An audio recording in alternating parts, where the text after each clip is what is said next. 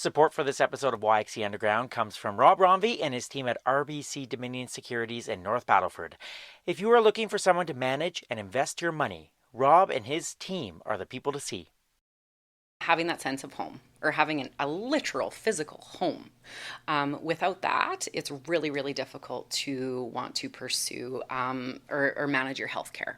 It's really difficult to engage with the community in the way that is a positive way to do, and those kinds of things.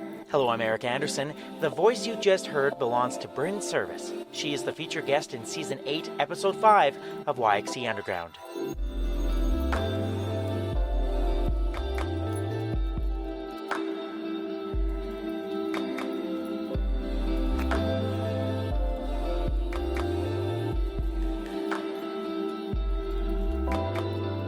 Empathy and compassion are qualities Brynn Service has in spades, and they are enabling her to make a difference in the lives of Saskatoon's homeless population and those who are at risk of homelessness.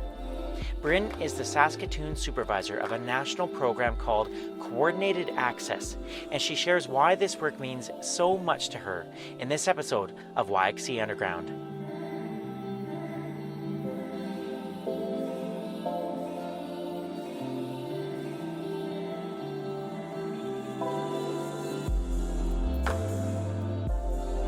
Saskatoon continues to face the challenges of a growing homelessness population.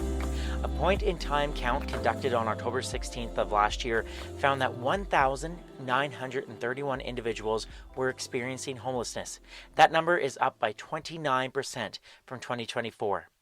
Brynn was one of the people who helped conduct the count and knows the need for people experiencing homelessness to get help is high. She also knows there is a large group of people and organizations who are ready to help, and they are working together to reach people in need. Brynn became the supervisor of the Coordinated Access Program last August. As I mentioned earlier, this is a federal program with supervisors in cities across the country. The program is designed to standardize the intake and assessment process for individuals experiencing or at risk of homelessness under one umbrella. It connects individuals and families to the right housing and other support services as efficiently as possible. The Saskatoon contract for the Coordinated Access Program was awarded to Métis Nation Saskatchewan, and the organization hired Brynn to be the supervisor. There are 13 partner organizations in Saskatoon that are a part of the Coordinated Access Program alongside Métis Nation Saskatchewan. And as you will hear in our conversation, Brynn loves working with them to make a difference in the community. I have been wanting to feature Brynn for quite some time. She is a social worker who has worked in the justice system and with people with intellectual disabilities. Brynn is one of those people who leaves you feeling inspired after a conversation, and that was certainly the case for this episode. I met Brynn at her office in the Métis Nation Saskatchewan's Ma Famille Community Hub, which is located on Avenue B South, on a very cold December morning. The hub is a beautiful and welcoming space with stunning works of art on the walls and is a place where people can come to get the supports they need. We sat down in a room where smudges and ceremonies take place, and we talked about the work she and her Coordinated Access colleagues are doing. Brynn also shares where her strong sense of community comes from and how she hopes the work being done by this program will hopefully inspire others to join it. I started by asking Brynn a very big picture question. What exactly does a supervisor of the Coordinated Access Program do? One of the things that I love most about my job is I wear a lot of different hats, right? I'm not somebody that does well with like repetitive and stagnant and those kinds of things. It's different every day. But in a very, small nutshell is Coordinated Access is it's a national system, actually, so it is across the country of Canada and multiple communities across the country. It's a national system for addressing homelessness and people who are at risk of homelessness as well, right? So the intent is to be able to bring all of the services in a given community that work to serve the homeless population together under one network, one database, one information sharing system, all that kind of stuff to make sure that people are being able to access supports in a really consistent manner, and in just a really efficient manner as well, right? Instead of navigating like going to this agency and then this agency and this agency, and then you didn't hear about this agency, so you didn't go to that one, and those kinds of things, right? So it is intended to just be a really centralized like intake and assessment process, so that then we can get people connected to the services that they need in the most efficient way possible. Right. Is that efficiency, is that like one of the main benefits of doing something like this, like that, having this type of system?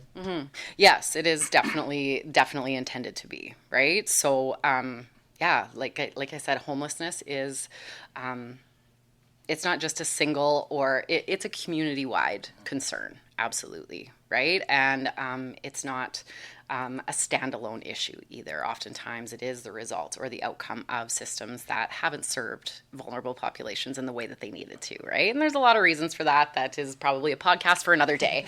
But so it's just intended to be able to address that as quickly and as efficiently and as consistently as possible. Because it is really easy when we're working in those siloed or fragmented systems and multiple different organizations kind of trying to do the same things and those kinds of things. It's easy for people to almost feel like they get lost in that system, right? And also we try to eliminate the requirement for people to have to tell their stories over and over and over again, right? So that you're telling your story one time to be able to get connected to the services that you need. Oh, I hadn't thought of that. Yeah. But if I put myself in someone's shoes that has to repeatedly tell my story again and again, oh, that must be frustrating and exhausting. Mm-hmm. And oftentimes because people don't end up in the vulnerable positions that they are for no reason. Right? Some things have happened or have been happening for years and years. And we talk about intergenerational trauma as well, right?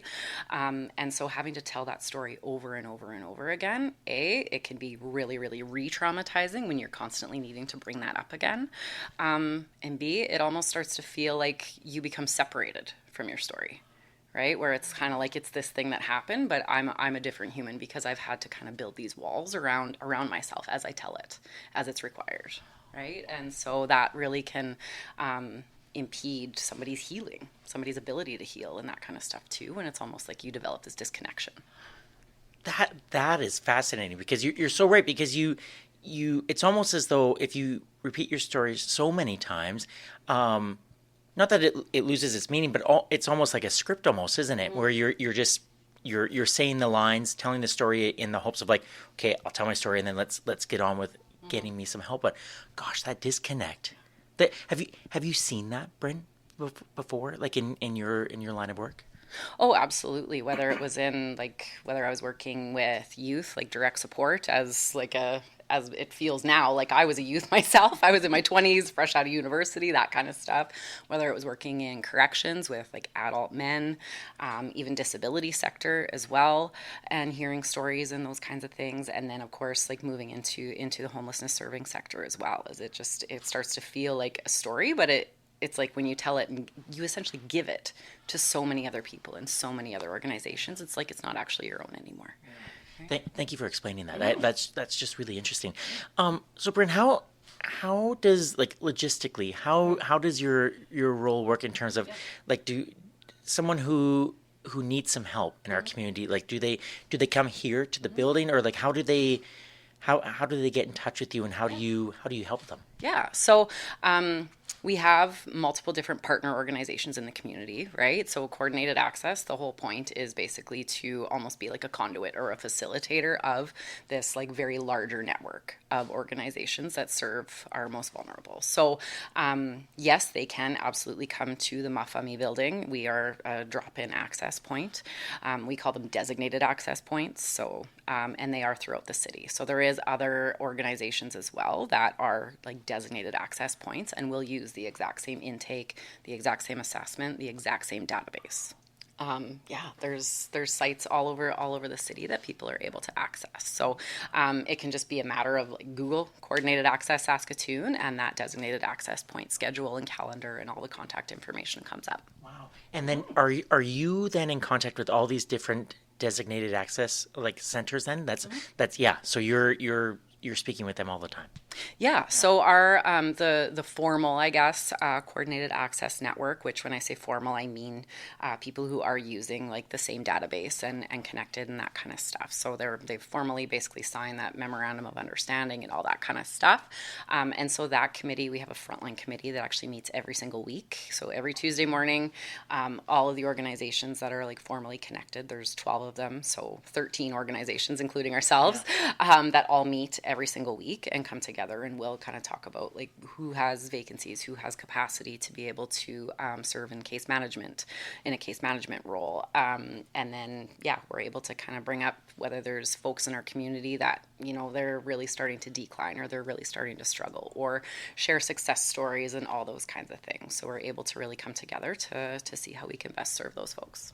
Do you enjoy those meetings in terms of like being able to communicate with different parts of the community, so that like I just think that's so many more eyes and ears out in the community that you're able to collaborate with? Yeah, it is a very, very cool opportunity. And again, I'll say this a lot of times, but one of my favorite things about the role, I think it's not the second or third time I've said it already, but one of my favorite things is being able to connect with all of those individuals. And I am never not learning from them, because they've all really been doing this for longer than I have, and just the amazing hearts and minds behind it and behind the scenes. And the struggles they're experiencing, the successes that they're seeing, those kinds of things is like, it's very inspirational, never not learning. And I think it's very important, because this work and serving the folks that we do, it gets really frustrating and it can be really heavy. Right? And so it is really, I find it really, really valuable to be able to come together and at least know that at no point in time are you alone. Yeah. Right? Oh, that must be a good feeling, because there's that camaraderie, isn't there? Because you're all pulling in the same direction, even though it's hard work, isn't it? It is, yeah. And every agency has their own mandate and the specific individuals that they serve and the services that they provide and those kinds of things. And so we're able to really be able to leverage and pull on that specific agency's strengths, right? And learn more about it, and being able to know how the community is evolving and how the services within it are evolving and that kind of stuff, right? So we're just kind of always able to be in touch with each other, and I think that's really, really valuable. Yeah. Mm-hmm. Well, I'm so curious. When you first started attending those meetings, what were some of the things that maybe surprised you, or maybe were like eye-opening, like, oh gosh, I hadn't considered that, or oh, that's something new to me? Oh my word. I think just learning how many of the folks in our city are struggling with homelessness or at risk of homelessness. Homelessness does not discriminate at all, right? The systems that surround it and can result in it do, again, conversation for another podcast, but homelessness itself absolutely does not discriminate. So it's very cool and very inspiring to just being able to be in touch with each of those folks that is, often right on the front line, and seeing folks, meeting them exactly where they're at, right? And being able to support them through that. Because at the end of the day, we are all trying to move in the exact same direction, right? Not just managing homelessness and not remaining in this state of basically crisis response, because that's what the homelessness response has come to, because homelessness rates have reached crisis level. They did quite some time ago, I would say. However, with like the most recent data that's been released by the city with the 2025 point in time count, like it's almost 2,000 individuals in our own community that are living with homelessness and navigating homelessness, and that we weren't able to count the folks that are, have maybe been couch surfing with family and friends, there's shelter homelessness is what we'd call it too. So that doesn't even capture a lot of those folks that are in that circumstance. So you helped with the count, right?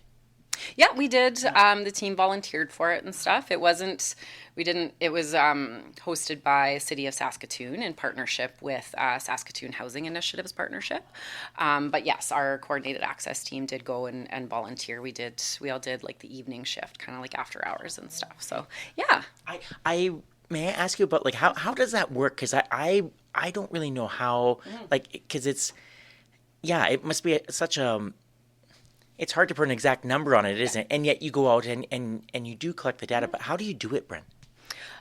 Through conversation and with offerings. So you're not just, again, like, asking for, like, basically hand me your story. Right?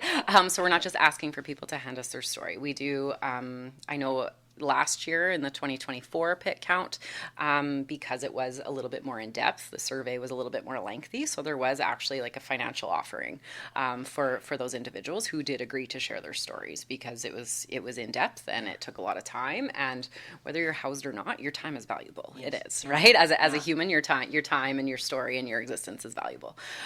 This year, because it was very just kind of what we call just enumeration, so you're literally just counting, really. So then there wasn't the financial piece, but there was what do they call them? Basically, not like a gift bag, but kind of like a resource bag, I suppose. So it kind of had, essentially resources that people can reach out to, and then things like snacks and hot chocolate and hand warmers and those kinds of things, and then tobacco offering as well. Okay. So yeah. Thank you for explaining that. Mm-hmm. When you in your role and what your team does as well, because you have a team of two, is it like There's that? Three of it. Okay. Yeah. What are some of the common like concerns or issues that you're hearing from people who are in need, who need some help in our community? What are some of the common things that you hear? Rent prices. It is, rent has been ever increasing, and I believe, NDP has been lobbying and stuff like that for rent control. But the vacancy rate in 2024, so again, it's very likely gone down, but the vacancy rate in the city of Saskatoon was 2.1%.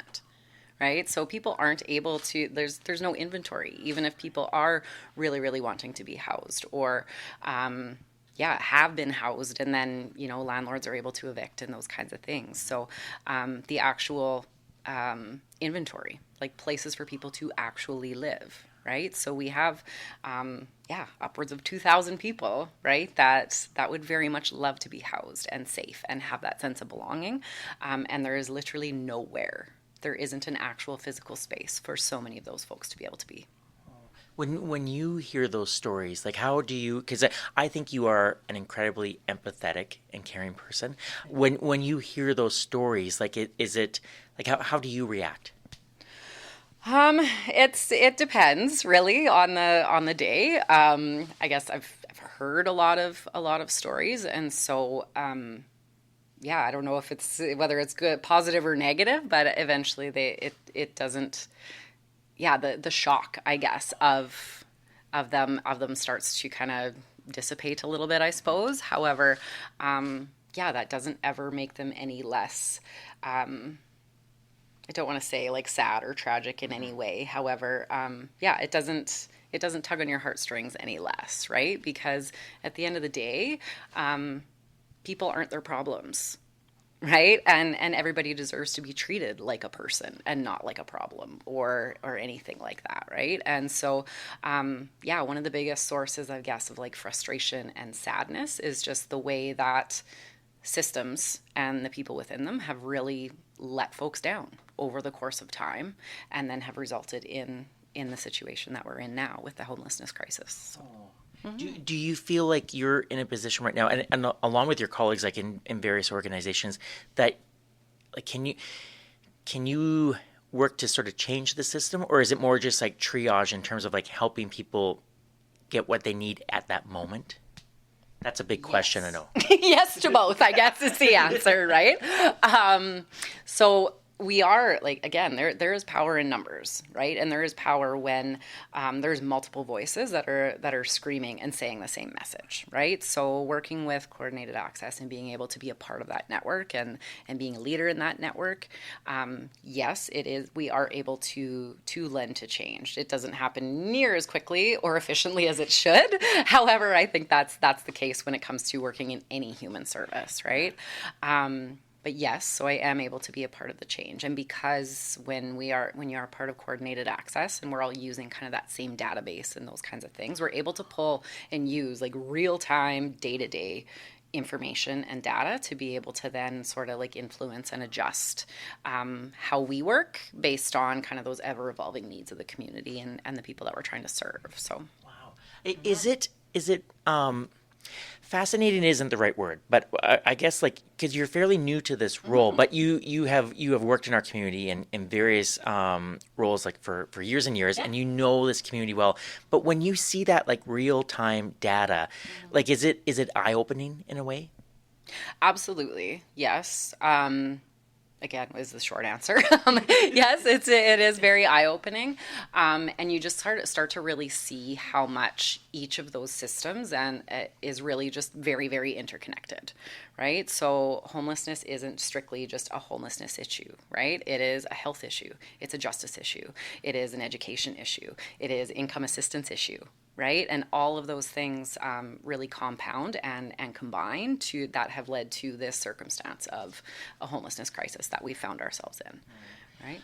You've mentioned too about the silos and how important it is to break that down. And one of the things I feel very lucky about doing this podcast for the last few years is that you do realize that whether it is homelessness or maybe there's in regards to immigrations or refugee status, like there are organizations working together. But it's so interesting because people have said like for too long we were in silos, and you realize like if we just sort of work together, it can make the work more efficient. Like, is it encouraging for you to see like this network that you're part of right now, and like the fact that so many organizations and people are working together? Is that encouraging to you?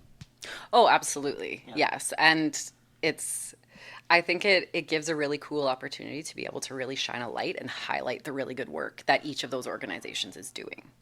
Right. So, yeah, there isn't a single organization that is able to be everything to everyone, right? We can't necessarily provide all of those things regardless of which organization you're with. However, being able to lean on each other and being able to know like, oh, hey, maybe this organization has more expertise here than ours does. So then you have access to that network and you know what other organizations are doing, right? I know kind of from experience and from chatting with other like nonprofit organizations and those kinds of things, because everyone is extremely busy. There is no lack of need, regardless of which population that you're looking to serve, right? And so it is really, really easy to just kind of, and very natural, really, too, to get just laser focused on the work that you're doing and the laser focused on the work that your organization is doing. And through that, and very unintentionally, you end up kind of losing sight of what maybe other organizations are doing, or what maybe other strengths you can pull from them, or the ways that you can maybe lean on them or be able to refer on and develop partnerships and those kinds of things, right? Your head's down because you're doing the work. Yeah. But if you poke your head up a little bit, you might realize, oh, there's other people that are also doing this or that can complement my work. Oh, 110%, right? That's exactly it. And that is the whole point of what the coordinated access system is to be able to really lean on those other organizations in the city and create that one really just systematic and consistent approach to making sure that people are served in the way that they need to be. Do you think, and this is like I guess a speculative question, but do you think that the work that you and your colleagues, different organizations are doing, do you think that will maybe inspire others to join this kind of network to see, hey, there's 12 organizations doing great work. Like, is that something perhaps we should do? I hope so. I would love that. And that is a part of my role too, is being able to go out to other organizations that maybe aren't familiar with us, or, don't maybe have just kind of heard through hearsay, but haven't had direct conversations and those kinds of things, or maybe weren't wanting to really become engaged because, implementing a whole new database in your organization is no joke, right? It's a very big undertaking and those kinds of things. But that's not to say that collaborative partnerships can exist, right? In some way, shape, or form. And so a big part of my role is being able to go out to other communities and other community members and those kinds of things to kind of see how we can work together and kind of lean on each other in a really productive way. I imagine that when you go and talk to other organizations, like it would be hard to say no to you because you're so passionate about the work that you do. I hope so. I really hope so. Yeah. I just think because you are so articulate and you're so knowledgeable and passionate and like, yeah, it'd be. Do you enjoy that part too of your role? I like yes and no. Like sales is not my forte. Okay. And, and so I'm very much like, here's why this is the right thing to do, right? Here's why these folks that we're all trying to serve in the best way possible, here's why these folks deserve this, right? So I approach it more from that angle. And so, I don't know, sales, not necessarily my forte. So I kind of just, I operate on like feelings and humanity and those kinds of things, right? So, I think those are good things to operate from. Feelings and humanity, Brynn. I think that's good. Thanks. Yeah. What made you want to like? What interested you about this role so that you are in it now and you're working here in this beautiful building and like what intrigued you about the role? What intrigued me about the role is that. How do I put this succinctly, I guess, is that... We have 11 hours of tape, so you don't have to be succinct. I'll tell you an 11-hour story. Yeah. Okay, get comfortable. No, I think that, again, regardless of where I've worked or what sector or what ability, what gender, what culture, all those kinds of things that the folks that I'm working with are coming from, is that at the end of the day, basic human needs remain absolutely the same. Right? Of course, there's the Maslow's hierarchy of needs. We all need food, shelter, water, those kinds of things. But end of the day, what we really need is safety and belonging across the board, right? And both of those things, neither of those things is really achievable without home. Right? And so whether I was working in justice or with disability sector and all those kinds of things, is that when it boils down to it is having that sense of home or having a literal physical home. Without that, it's really, really difficult to want to pursue or manage your healthcare. It's really difficult to engage with the community in the way that is a positive way to do and those kinds of things, right? And so, all roads basically lead back home, quite literally, for when it comes to like human service sector, in my experience. Wow! And now you're in this role where you are so on the front lines of helping people to find a home. Like that's amazing.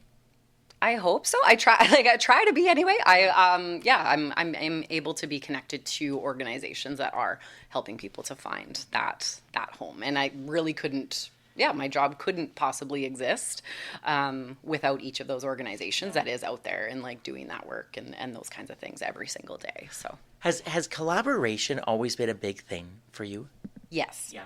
I remember now actually when I was in university and doing my social work degree and those kinds of things in 2002, which was You're fine. It was like 5 years ago, right? Yes. Give or take. So, and I remember working in community development was kind of where I wanted to go, right? I took a really roundabout way of getting there, which between working with like direct support and then specifically in corrections and specifically in disability sector and those kinds of things. But somehow unintentionally, but I'm very grateful. I have ended up in this role that is very much centered around community development, and so it's cool. I ended up here, and I'm very grateful to have. But yeah, where does your sense of like realizing the importance of community, where do you think that comes from within you? Oh, I grew up in a small town, just basically a neighbor to you. For the record, because Rana is from Southwest Saskatchewan as well. No way! I'm Gull Lake. I know. And I'm from Swift. So like all roads lead back to Southwest Saskatchewan. All roads lead to Southwest Sask, right? I know. So yeah, I was raised like that. I was raised in a community where, as with small towns and those kinds of things, I was raised in that way where it's like, if you're out and about, like basically everybody's your mom and everybody's your dad. Everybody knows who you are, and you know everybody else. And so there is just that sense of just like safety and security that I absolutely took for granted at the time, right? 110% I did. But that's exactly how I was raised. And so that's just kind of how my brain works, I guess. Yeah. I was wondering too, that sort of building off this, but we just let people know you and I met about a month ago because I wanted to make sure I fully understood your job because it is so fascinating. But then you told me a really interesting story too that leads back to your strong sense of community and what things we need for community. But can you tell listeners about your time in South America? Oh gosh. Yeah, I did. When you are getting your Bachelor of Social Work, part of that degree includes practicums. There's a mini, which is just kind of like 20 hours a week. I did that with Ranchero Society, actually. And then my major practicum, myself and two other fellow students, finagled our way into a major practicum in Santiago, Chile. So we went there, and there was myself and then my one girlfriend at the time, Nicole, and we got an apartment in what was kind of the ritziest area. Well, quite literally the ritziest. It was across the street from the Ritz-Carlton area, literally, like, honestly. And we'd go across the street anytime because we didn't speak a whole lot of Spanish. This was very poorly planned. Okay, this whole thing was very poorly planned. We kind of just went on vibes. Those make for the best trips. It was when you just go on vibes. Yeah. You don't need Expedia or anything. You just need vibes. Oh my gosh. Yeah. There was a lot of crying. I was. Anyway, we didn't speak the best Spanish when we got there and everything. And so if there was ever something like, hey, we want to do this, or hey, you know what, we can't figure out how to buy produce at the grocery store because we literally couldn't. We'd go to the concierge at the Ritz-Carlton and he would explain what we needed to do or like help us get set up wherever we needed to go. Yeah. He was so good to us. But yeah, so we lived in that like really, really ritzy area and had this beautiful apartment and all those kinds of things. And then for work, we worked in an area of the city called Puente Alto, which is the population at that time, again, this was in 2006, so the population at that time of just Puente Alto was about 200,000 people. And it was considered kind of the poorest of the poor areas, right? And so we worked, though, in El Centro de Salud Familiar, I think it was called. Again, it's been 20 years, so forgive me. But it basically was a family health center in the middle of Puente Alto, where there was 3 different kind of departments. So there was adults, there was adolescent, and then there was like prenatal and children care. And so each of those departments had a doctor, they had a social worker, they had nurses, they had basically everything, income assistance workers, all that kind of stuff. So they had literally all of the services that a person living in that area would need. And one of the things that we did too was house calls. So we would go out into the community because there's often people that aren't able to actually make it to that center, right? So we were able to do house calls. And I can remember going in one of my first days, so this was culture shock for 20-year-old Brynn, or I guess I was 21 at the time, but yeah, and I remember going and most of the low-income housing and stuff like that there was in multifamily dwellings, right? So there would be multiple generations or multiple families and those kinds of things.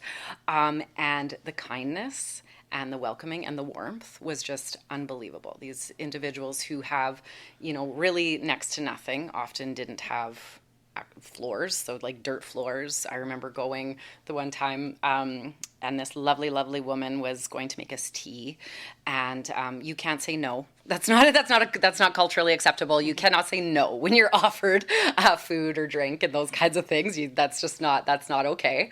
And so I went to the kitchen to help this lovely woman to make tea and kind of bring it out, and there was no roof. And like there's winter in Santiago, but there was no roof. And I just kind of like, yeah, it was wildly eye-opening, and just kind of my first like very, very kind of slap you upside the head acknowledgement of the amount of privilege that I am coming with and that I've grown up with and that I've taken wildly for granted throughout my life. And so it was very, very humbling. And I've never experienced kindness or welcomeness or just, love like that before, I guess. So yeah, it was a privilege, and also very, very eye-opening and humbling. Thank you for sharing, because I think it's such a, well, it's a a fascinating story. It's so interesting, so compelling, and I also think it's so interesting too because you worked in a place or did this practicum where it had all these services under like available right there, Yeah. and then you realize what you're doing. 19, 20 years later, you are part of this network that is kind of doing the same thing. Like I just think it's so neat that 20 years later that you're kind of doing what you did in Santiago a bit. Yeah, it is kind of a full circle, Yeah. full circle moment. And also, I'm not sure what the adjective to describe it is, but when, yeah, Chile and Puente Alto and that area and those kinds of things would be considered, yeah, not. I don't know. Canada, I guess, is kind of touted as being further ahead than that, and yet 20 years ago, they were already doing this amazing work and kind of had caught on to centralizing services in that way that like we're now just kind of playing catch up. Yeah. Really, right? So, yeah, it's interesting. So, yeah, it's interesting. I also think it speaks to your strong sense of like community and understanding the importance of community because I'm sure that was a big deal down there too. Oh yes, Yeah. yes, and like the family ties and those kinds of things, absolutely. And it is the same thing, or I guess that sense of community and that sense of duty, really, to older generations and those kinds of things is so strong in our Indigenous cultures, right? It's so similar and so strong, and just something that we all need to learn from and get back to, and pull from the knowledge that our elders and knowledge keepers have, to be able to tie all that back together again. You've been very generous with your time. You have been. Before I let you go, as we head into the winter months, like, do you feel, and maybe you talk amongst this on your Tuesday morning meetings as well, is there an added sense of like importance or maybe urgency to the work that you're doing now because it's so cold and that's just another challenge for people? Do you feel that at all? Yes. Yeah. Absolutely, yes. Even starting just like in like October, when it was kind of just starting to get a little bit colder, we saw a huge increase in like intakes and those kinds of things of people who are either struggling to find housing or at like kind of imminent risk of losing the housing that they currently have. So yes, there is definitely much more of a sense of urgency and concern, definitely, fear, honestly, because there's these community members are just living at such risk, absolutely, and that's obviously exacerbated in the wintertime in these cold temperatures, because shelter, yes, housing is very minimal, absolutely, and shelter space is limited and warm up space is limited and those kinds of things, and so it's not as easy as just calling a shelter and getting connected in that way for some folks, because shelters fill up, and then there isn't necessarily anything else that available for those folks. Yeah. I think the work that you're doing is so important, and I thank you for it. But I also think you are like the perfect person for this role too, because you are such an amazing communicator. You understand the importance of community, and you're so caring and kind and empathetic. So it's been such a pleasure to speak with you. And I feel like every time I get to hang out with you and listen to you, I feel like I learn something from you. So and I learned a lot from you today. So thank you. Thank you. Of course, thank you. And yeah, I'm a nerd. I constantly want to be learning and growing and those kinds of things all the time. I'm a life, in the words of our friend Lisa Gregg, I'm a lifelong student. So I'm stealing that quote from her because yes, absolutely. And we owe it to our community to be able to work together in that way. And it's just been such a privilege to be able to learn from each of the organizations that we've been connected with, even the ones that I'm not connected with yet. But yeah, being able to learn is a huge value of mine. So the fact that I help others, like have the opportunity to help others learn is very meaningful to me. Thank you, Brynn. Thank you. My thanks to Brynn Service for taking time out of her very busy schedule to be on the podcast. I've put a link to Métis Nation Saskatchewan's Coordinated Access Program website in the show notes if you want to learn more. I've also listed the 13 organizations who are a part of the program in the show notes. Hopefully, that list grows in 2026.